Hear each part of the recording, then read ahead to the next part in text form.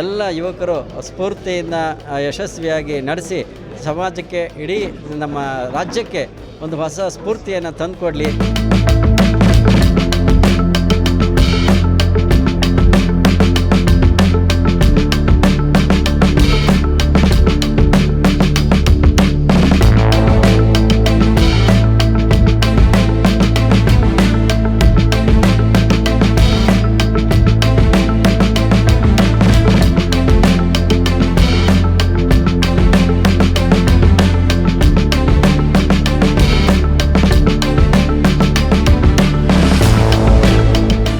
ಒಂದು ಕಡೆ ನಗರದ ಪೇಟೆ, ಬಿನ್ನಿಪೇಟೆ, ಘಾಟಪೇಟೆ ಇಂಥವು ಸಂಧಿಗಳಲ್ಲಿ ಪೈಲ್ವಾನ್ ಹುಟ್ಟೋಕ್ಕೆ ಜಾಗ ಇವೆಲ್ಲ.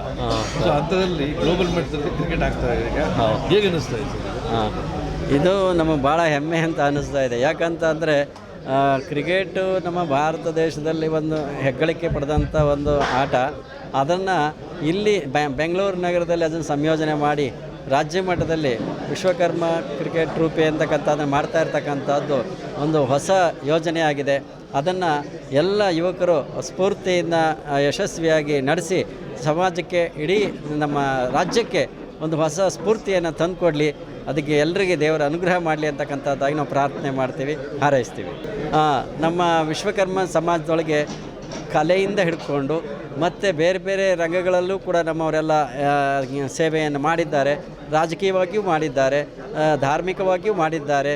ಈಗ ಯುವಕರು ಕ್ರೀಡೆಯಲ್ಲಿಯೂ ಕೂಡ ಆಸಕ್ತಿಯನ್ನು ತೋರಿಸಿ ಈ ಕ್ರಿಕೆಟ್ನಲ್ಲಿ ತಮ್ಮ ಹೊಸ ಒಂದು ಆಯಾಮವನ್ನು ಮಾಡ್ತಾ ಇರ್ತಕ್ಕಂಥದ್ದು ಇಡೀ ಒಂದು ರಾಜ್ಯಕ್ಕೆ ಒಂದು ಮಾದರಿಯಾಗಿದೆ ಅಂತಕ್ಕಂಥದ್ದಾಗಿ ನಾವು ಆಶಿಸ್ತೇವೆ. ಅವರೆಲ್ಲರಿಗೆ ವಿಶ್ವಕರ್ಮ ಪೂರ್ಣಾನುಗ್ರಹ ಇರಲಿ ಅಂತ ಪ್ರಾರ್ಥಿಸಿ ಹಾರೈಸ್ತೇವೆ.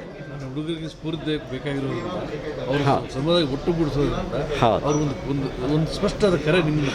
ಹೌದು, ಈ ಒಂದು ಕ್ರಿಕೆಟ್ ಟ್ರೋಫಿಯಿಂದ ಯುವಕರಿಗೆ ಸ್ಫೂರ್ತಿದಾಯಕವಾಗಿರ್ತಕ್ಕಂಥ ಇದೊಂದು ಆಟ. ಆದ್ದರಿಂದ ಇಡೀ ಸಮಾಜಕ್ಕೆ ಯುವಕರ ಸ್ಫೂರ್ತಿಯೇ ಸಮಾಜದ ಎಲ್ಲ ಸ್ತರಗಳಲ್ಲಿ ಶಕ್ತಿಯನ್ನು ತುಂಬತಕ್ಕಂಥದ್ದಾಗಿದೆ. ಕಿರಿಯರಿಗಾಗಲಿ ಹಿರಿಯರಿಗಾಗಲಿ ಎಲ್ಲರಿಗೆ ಯುವಕರ ಒಂದು ಆದರ್ಶ ಎಲ್ಲರಿಗೆ ಬೇಕಾಗಿರ್ತಕ್ಕಂಥದ್ದು.